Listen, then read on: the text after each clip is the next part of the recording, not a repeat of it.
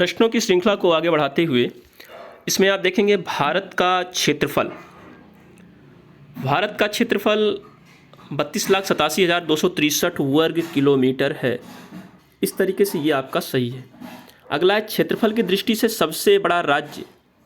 तो क्षेत्रफल की दृष्टि से सबसे बड़ा राज्य यदि हम बात करें तो इसमें आपका हो जाता है राजस्थान, और सभी राज्यों का जो दिया गया है एरिया टोटल वो इसके सामने लिखा गया है, इसको आप ध्यान दीजिएगा। अगला है मौद्रिक नीति पर किसके द्वारा नियंत्रण किया जाता है। तो मौद्रिक नीति पर नियंत्रण reserve bank of India RBI के द्वारा किया जाता है। नेक्स्ट है भारत के कितने प्रतिशत भूभाग पर वन है। तो भारत के 24.62% भूभाग पर वन है, जबकि होना कितना चाहिए 33.33% होना चाहिए। तो इस तरीके से ये आपका सही हो जाएगा। नो ये आपका एक मिनट क्रॉस।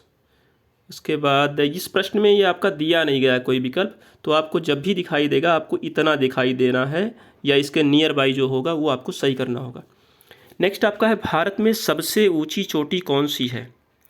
तो भारत में सबसे ऊंची चोटी जो है आपका गॉडविन ऑस्टिन है, और इसकी जो ऊंचाई टोटल है वो है आपका 8611 मीटर, और इसको 1852 में टीजी माउंट द्वारा नाम दिया गया था। अगला आता है फिर कंचनजंगा। अगर कोई सेकंड रैंकर है तो कंचनजंगा है। नेक्स्ट कंचनजंगा की जो ऊंचाई है 8586 मीटर है। अगला है निम्न में से कौन प्राकृतिक आपदा नहीं है। तो यहाँ देखेंगे भूकंप, ज्वालामुखी, बाढ़, ये सब क्या है कहीं ना कहीं प्रकृति पर आधारित हैं, जबकि रेल दुर्घटना ये मानव से संबंधित है, ये हम लोग स्वयं क्रिएट करते हैं। नेक्स्ट राज्य सरकार की आय के 2 साधनों का उल्लेख। तो यहाँ पर राज्य सरकार की जो इनकम है वो बिक्री कर से होता है, यानी कि सेल टैक्स हो गया। नेक्स्ट है ये क्या करते हैं, ये सेंट्रल गवर्नमेंट से पैसे रेज करते हैं, सेंट्रल गवर्नमेंट इनकी वित्तीय सहायता करता है। तो राज्य सरकार के 2 साधन हो गए, बिक्री कर लगाना और केंद्र सरकार से फंड रिसीव करना, ये इनका 2 साधन हो गया। भारत की प्रमुख बहुउद्देशीय नदी घाटी योजनाओं के नाम। तो भारत की जो प्रमुख है वो है दामोदर नदी घाटी परियोजना और हीराकुंड नदी घाटी परियोजना। अगला प्रश्न है 2 शक्ति के साधनों के नामों का उल्लेख। देखिए इसमें ताप ऊर्जा और सौर ऊर्जा ये क्या है, शक्ति के साधन हैं। हाँ, इन्हें जो है आप सौर ऊर्जा को कह सकते हैं कि ये अभी परंपरा में नहीं है, फ्यूचर में परंपरा में हो सकता है। ताप ऊर्जा जो है ये अभी भी चल रहा है। अगला प्रोटेस्टेंट संप्रदाय की स्थापना किसने की। तो मार्टिन लूथर ने प्रोटेस्टेंट संप्रदाय की स्थापना की थी। नेक्स्ट है रूसी क्रांति आरंभ हुई। तो रूस की जो क्रांति है वो 1917 में आरंभ हुआ था। नेक्स्ट है जर्मनी में नाजी दल की स्थापना किसने की। तो हिटलर के द्वारा नाजी दल की स्थापना किया गया था। निम्नलिखित में से किसने इटली के एकीकरण को संभव बनाया। इटली के एकीकरण को संभव बनाने वाले लोगों में मैजिनी भी थे, काबूर भी थे और गैरीबाल्डी भी थे। इस तरीके से ये जो है टोटल ऑप्शन सही हो जाएगा। संसद का प्रथम सत्र किसके द्वारा संबोधित किया जाता है। तो भारत के राष्ट्रपति के द्वारा संसद का प्रथम सत्र संबोधित किया जाता है। अगला विश्व मानव अधिकार दिवस कब मनाया जाता है। तो विश्व मानव अधिकार दिवस 10 दिसंबर को मनाया जाता है। नेक्स्ट है राफेल कौन था, वह क्यों प्रसिद्ध है। तो राफेल एक प्रसिद्ध चित्रकार थे जो कि इटली के निवासी थे। प्रथम विश्व युद्ध का तात्कालिक कारण क्या था। देखिए प्रथम जो विश्व युद्ध हुआ था उसका तात्कालिक कारण सेराजेओ में नरसंहार हुआ था, हत्याकांड हुआ था, इसके कारण प्रथम विश्व युद्ध अस्तित्व में आया। तो इसको तात्कालिक कारण कहा जाता है। अगला पंचशील के 2 सिद्धांत। पंचशील के 2 सिद्धांत की यदि हम बात करें, किसी देश के आंतरिक मामले में हस्तक्षेप नहीं करना, ये पहला हो गया। दूसरा किसी देश पर आक्रमण ना करना, उस नीति का पालन करना, ये आपका दूसरा हो गया। अगला, निम्नलिखित में से कौन सा कच्चा माल कागज़ उद्योग से संबंधित है? कागज़ का जो प्रोडक्शन होता है उसमें लकड़ी का इस्तेमाल होता है और लकड़ी इसमें से स्पष्ट रूप से दिया गया है, ये आपका सही हो जाएगा। नेक्स्ट है भारत का देशांतरीय विस्तार। भारत का देशांतरीय विस्तार यदि हम बात करें तो इसमें 68 डिग्री 7 मिनट से लेकर के 97 डिग्री 25 मिनट। 68 डिग्री 7 मिनट जो है ये गुजरात, सॉरी ये आपका, 1 मिनट रुके रहिए, तो 68 डिग्री 7 मिनट ये पड़ता है गुजरात में और गुजरात का गोहर माता एक स्थान है वहाँ पर। 97 डिग्री 25 मिनट ये पड़ता है अरुणाचल प्रदेश में, किबुथु एक स्थान है वहाँ पर। तो ये है देशांतरीय विस्तार। अगला है योजना आयोग का अध्यक्ष कौन होता है? तो प्रधानमंत्री योजना आयोग का अध्यक्ष होता है। नेक्स्ट है लौह इस्पात उद्योग से कौन सा नगर संबंधित नहीं है? तो इसमें भिलाई में भी है, बोकारो और दुर्गापुर में। रायपुर संबंधित इससे नहीं है। श्वेत क्रांति दुग्ध उत्पादन से संबंधित है। अगला, निम्नलिखित में से कौन सा देश विकासशील देश है? तो यहाँ पर अमेरिका, कनाडा, जापान ये सब डेवलप हो चुके हैं, लेकिन भारत अभी अंडर डेवलपिंग स्टेज में चल रहा है। नेक्स्ट है भारत के चाय उत्पादन के 2 राज्यों के नाम दीजिए। भारत में जो चाय का उत्पादन हो रहा है उसके 2 राज्य असम हो गए और पश्चिम बंगाल, यहाँ पर चाय का उत्पादन किया जाता है। आर्थिक नियोजन के 2 उद्देश्य का उल्लेख कीजिए। देखिए आर्थिक जो नियोजन है इसको अपनाया क्यों जाता है, इसके पीछे कुछ रीज़न होगा। तो इसका जो मेन उद्देश्य है वह है क्या है कि विकास को तीव्रता प्रदान करना। पहला पॉइंट, विकास को तीव्रता प्रदान करना। दूसरा, योजनाओं का सही तरीके से क्रियान्वयन करना। ये 2 उद्देश्य इसके याद रखना है। भारत में खाद्यान्न समस्या के 2 प्रमुख कारण। भारत में यदि खाद्यान्न समस्या विद्यमान है तो कुछ कारण होंगे। इसमें पहला कारण है बढ़ती हुई जनसंख्या। दूसरा, जो खाद्य भंडारण है उसके वितरण की समस्या भारत में अभी भी है। ये 2 कारण आपको ध्यान रखना है। अगला,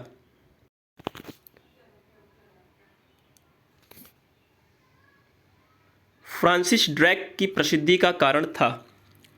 तो फ्रांसिस ड्रेक जो प्रसिद्ध हुए थे उनकी प्रसिद्धि का कारण था समुद्री मार्ग से विश्व की परिक्रमा उन्होंने की थी, इसलिए वो काफ़ी फेमस हो गए थे। अगला, सर टॉमस मूर रचयिता थे यूटोपिया के। अगला, निम्नलिखित में से किस युद्ध में इटली ने भाग लिया? तो इटली ने प्रथम विश्व युद्ध और द्वितीय विश्व युद्ध दोनों में पार्टिसिपेट किया था, इसलिए यहाँ पर ये ऑप्शन सही हो जाएगा। नेक्स्ट है भारत के पश्चिमी तट पर किस यूरोपीय देश ने सबसे पहले अपना उपनिवेश स्थापित किया था? तो यहाँ पर हो जाएगा पुर्तगाल। नेक्स्ट, वर्ष 2012 में गुटनिरपेक्ष शिखर सम्मेलन किस देश में आयोजित हुआ था? तो ये ईरान में आयोजित हुआ था। नेक्स्ट है निम्नलिखित में कौन संयुक्त राष्ट्र संघ का अंग है? तो यहाँ पर संयुक्त राष्ट्र संघ का अंग अंतर्राष्ट्रीय श्रम संगठन, अंतर्राष्ट्रीय मुद्रा कोष, अंतर्राष्ट्रीय बाल आपातकालीन कोष, अंतर्राष्ट्रीय न्यायालय। तो अंतर्राष्ट्रीय जो न्यायालय ये आपका सही हो जाता है। नेक्स्ट है आपका अतिलघुत्तरीय।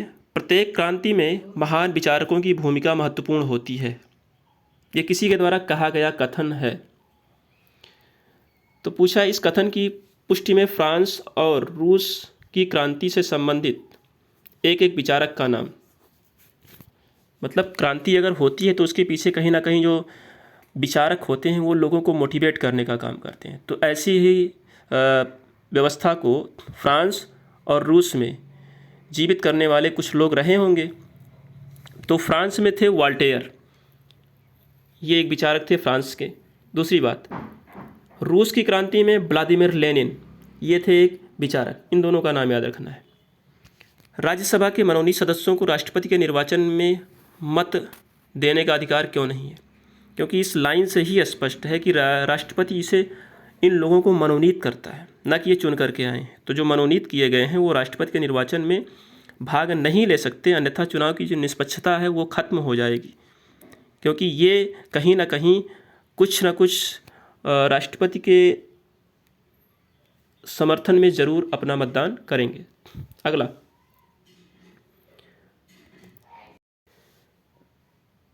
भारतीय नौसेना का मुख्यालय कहाँ स्थित है, उसमें कितनी कमान है। तो भारतीय नौसेना का जो मुख्यालय है वो न्यू दिल्ली यानी नई दिल्ली में स्थित है और इसमें 3 कमान हैं, इसमें पूरब, पश्चिम और दक्षिणी कमान। अगला, कौन समुद्र तट कोरोमंडल तट कहा जाता है। अब समुद्र तट कई हैं लेकिन इसमें से कहीं कोरोमंडल भी होगा, तो तमिलनाडु का जो समुद्र तट है उसे कोरोमंडल तट भी कहा जाता है। अगला है, निम्नलिखित में से कौन आपदा मानव निर्मित है। यहाँ पर देखिए आपदा से संबंधित कई बार प्रश्न आ चुके हैं लेकिन अलग अलग पूछा जा रहा है। भूस्खलन, भूकंप, सुनामी लहरें। अब इसमें से हरित ग्रह प्रभाव ये क्या है, ये मानव निर्मित है और बाकी प्रकृति द्वारा। अगला, जनगणना 2011 के अनुसार भारत में साक्षरता दर। भारत में जो साक्षरता दर 2011 के अनुसार 73% थी, वर्तमान में इस समय जो चल रहा है 74.3% है।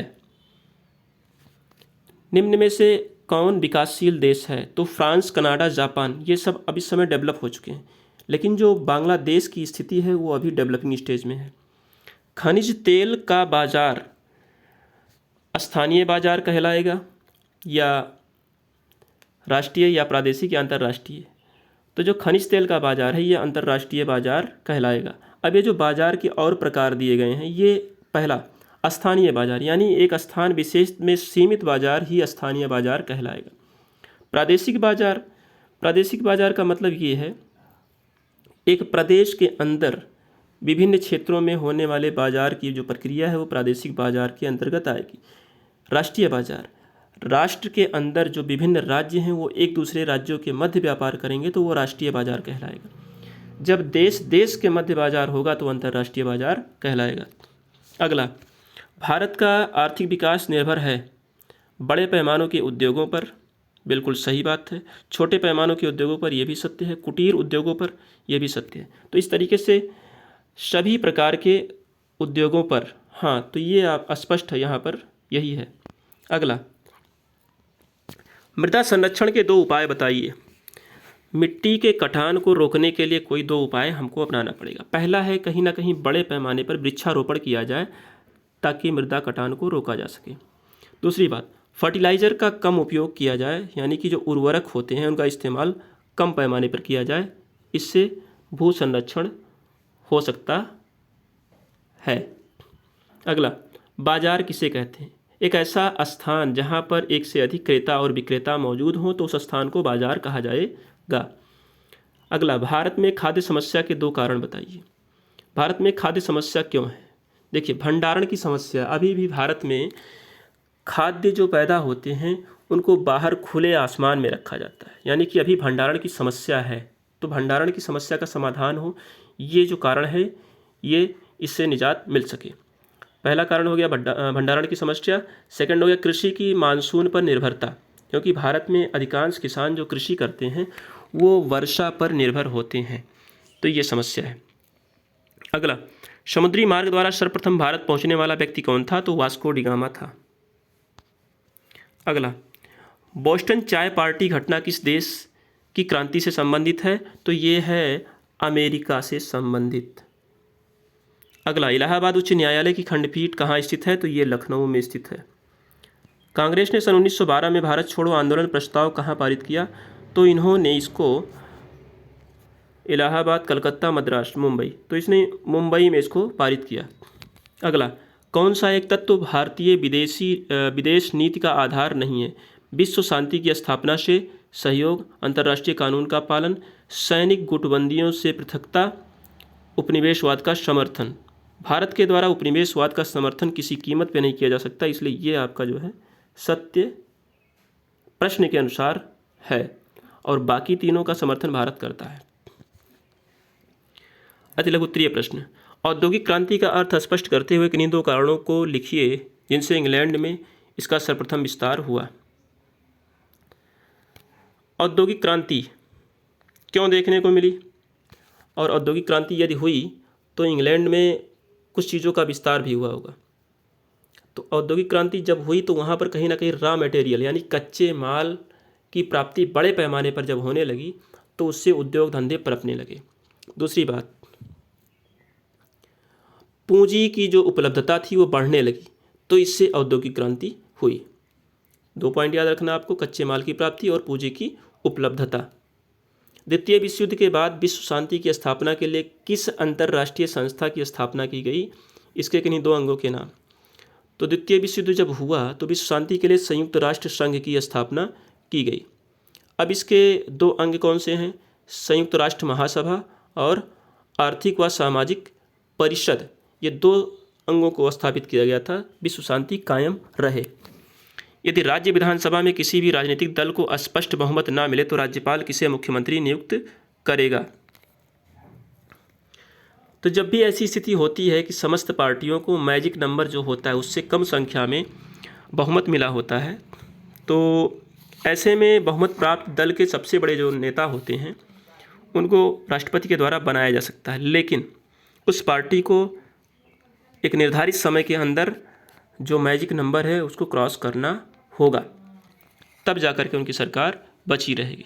अगला, निम्नलिखित में से सबसे लंबी नदी कौन सी है? तो गोदावरी नदी जो है सबसे लंबी नदी है। अगला, भारत में विदेशी विनिमय को नियंत्रित करने वाला निम्नलिखित में से कौन सा बैंक है? विदेशी विनिमय जो होता है, जो लेन देन होता है, उसको आरबीआई के द्वारा कंट्रोल किया जाता है, रिजर्व बैंक ऑफ इंडिया के द्वारा। अगला, निम्नलिखित में से कौन सा उद्योग कृषि पर आधारित नहीं है? तो इसमें सूती वस्त्र उद्योग, जूट उद्योग, चीनी उद्योग, ये सब कृषि पर आधारित हैं, जबकि सीमेंट क्या है, ये इस पर आधारित नहीं है। ऑपरेशन फ्लड दुग्ध उत्पादन से संबंधित है। अगला, निम्नलिखित में से कौन सी कृषि निविष्टि नहीं है? कृषि निविष्टि का मतलब ये होता है कृषि की सहायता करने वाले तमाम वो चीज़ें। इसमें बीज कृषि निविष्टि है, पूंजी भी है, व्यापार भी है, लेकिन ये जो लगान है ये एक प्रकार का टैक्स होता था, ये इससे संबंधित नहीं है। निम्नलिखित में से कौन भारत के निर्यात की वस्तु है? भारत के द्वारा किस चीज़ का एक्सपोर्ट किया जाता है? तो जूट निर्मित वस्तुओं का एक्सपोर्ट भारत के द्वारा किया जाता है। अगला, मिट्टी के किन्हीं 2 महत्वों का वर्णन कीजिए। मिट्टी का जो इम्पोर्टेंस है बहुत ही ज़्यादा है। मकान निर्माण की प्रक्रिया अगर हम करते हैं, शुरुआत करते हैं, तो उसमें मिट्टी का इस्तेमाल होगा। कृषि कार्य हेतु भी इसका इस्तेमाल हम लोग करते ही हैं, जानते हैं कि भारत कृषि प्रधान देश है। अगला, ऊर्जा के किन्हीं 2 संसाधनों पर प्रकाश डालिए। 2 संसाधन कोयला है और खनिज तेल, या ऊर्जा के संसाधन हैं। नेक्स्ट, आर्थिक नियोजन से आप क्या समझते हैं? आर्थिक नियोजन यानी कि संसाधनों का रणनीतिक तरीके से इस्तेमाल करना ही क्या है? आर्थिक नियोजन है। अगला, राफेल कौन था? एक चित्रकार था। इंग्लैंड की गौरवपूर्ण क्रांति कब हुई? 1688 ईस्वी में हुई। अहमदिया आंदोलन का संस्थापक कौन था? तो मिर्ज़ा गुलाम अहमद अहमदिया आंदोलन का संस्थापक था। नेक्स्ट, भारत के राष्ट्रपति का चुनाव कौन करता है? तो संसद तथा विधानसभाओं के निर्वाचित सदस्यों द्वारा राष्ट्रपति का चुनाव किया जाता है। यहाँ पर एक शब्द कहा गया, निर्वाचित सदस्यों द्वारा, जो चुने गए होते वही इसका चुनाव करते हैं। भारत के सर्वोच्च न्यायालय के प्रधान न्यायाधीश की नियुक्ति कौन करता है? तो भारत का राष्ट्रपति ही जो है इनकी नियुक्ति करता है। भारतीय वायुसेना का मुख्यालय कहाँ स्थित है? तो दिल्ली में स्थित है। नेक्स्ट है, सुभाष चंद्र बोस के सैन्य संगठन का क्या नाम था? तो सुभाष चंद्र बोस के द्वारा जो सैन्य संगठन स्थापित किया गया था उसका नाम था आज़ाद हिंद फौज, और उन्होंने एक नारा दिया था, तुम मुझे खून दो मैं तुम्हें आज़ादी दूंगा। अगला, आर्य समाज की स्थापना किसने की? इसका मुख्य कार्य क्या था? तो स्वामी दयानंद सरस्वती ने इसकी स्थापना की थी, और इसका मुख्य कार्य था कि कहीं ना कहीं जो बुराइयां व्याप्त हैं उसका समापन करना। अगला, 1857 की क्रांति की असफलता के 2 कारण। तो 1857 की क्रांति जो हुई थी वह उसमें रणनीतिक तरीकों का अभाव था, और दूसरी बात लीडरशिप का अभाव था। तो संगठन का अभाव हो गया पहला पॉइंट। दूसरा, इसमें कोई किसी का उद्देश्य नहीं था, तो दूसरा पॉइंट हो जाएगा निश्चित उद्देश्य का अभाव। अगला प्रश्न है आपका, 2011 की जनगणना के अनुसार भारत में लिंगानुपात कितना था? 943 था। नेक्स्ट है, काली मिट्टी किसकी खेती के लिए सर्वाधिक उपयुक्त है? तो कपास के लिए उपयुक्त है। भारत का सर्वोच्च पर्वत शिखर कौन सा है? तो गॉडविन ऑस्टिन आपका ये हो जाएगा सही, गॉडविन ऑस्टिन। अगला, उत्पादन के किस साधन के पुरस्कार को ब्याज कहते हैं? भाई ब्याज मिलता है तो वो भी कहीं ना कहीं हमारी पूंजी में इजाफा करता है, बढ़ोतरी करता है, तो वो भी एक उत्पादन है। तो भूमि से तो ब्याज मिलता नहीं है हमको, श्रम से नहीं मिलता है और साहस से नहीं। यहाँ पर अगर हम किसी को कुछ पैसा उधार देते हैं तो बदले में इंटरेस्ट चार्ज करते हैं, तो इससे हमको मिलता है ब्याज। नेक्स्ट है आपका 12वीं पंचवर्षीय योजना की समय अवधि। तो ये 2012 से 2017 के बीच आया था। निम्नलिखित में से कौन सी नदी अरब सागर में गिरती है? तो अरब सागर में गिरने वाली जो नदी है वो ताप्ती नदी है।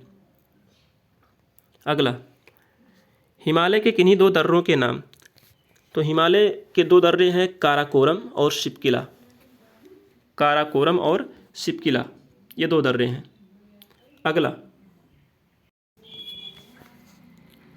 नेक्स्ट है जनसंख्या वृद्धि के किन्हीं दो कारणों का उल्लेख कीजिए। देखिए, भारत का जो क्लाइमेट है वो गर्म, भारत की जो जलवायु है गर्म है, ये पहला कारण हो गया। दूसरा, भारतीय लोगों की जो संतान प्राप्ति की इच्छा है, ये दूसरा कारण हो गया, क्योंकि इन दो कारणों से ही भारत में जनसंख्या तीव्र गति से बढ़ती जा रही है। जनसंख्या विस्फोट भारत में देखने को मिल रहा है। अगला, अर्थशास्त्र में बाजार से क्या तात्पर्य होता है? तो यहाँ पर अगर इकोनॉमिक लैंग्वेज में हम देखें बाजार क्या है, तो ये वस्तुओं एवं सेवाओं का क्रय एवं विक्रय ही क्या कहलाता है? बाजार कहलाता है। अब सेवाओं का विक्रय किस तरीके से होता है? सेवाओं का मतलब आप किसी से कोई सर्विस अगर आप लेते हैं तो बदले में आप उसको कुछ पैसा पे करते हैं, तो फिर ये क्या हो जाएगा? सेवाओं का क्रय विक्रय हुआ कि नहीं हुआ? बिल्कुल हुआ। तो इस तरीके से अर्थशास्त्र की भाषा में बाजार उसे ही कहा जाता है। एक बार पुनः रिपीट कर देते हैं, वस्तुओं एवं सेवाओं का क्रय विक्रय ही क्या कहलाता है? बाजार कहलाता है।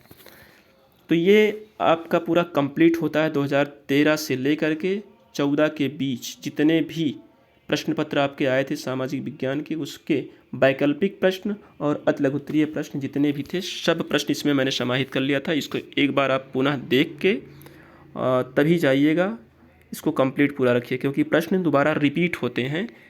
कुछ प्रश्न पिछली बार पेपर में पिछले सालों के रिपीट होकर के आए थे, इसलिए इसको देखना ज़रूरी है। धन्यवाद।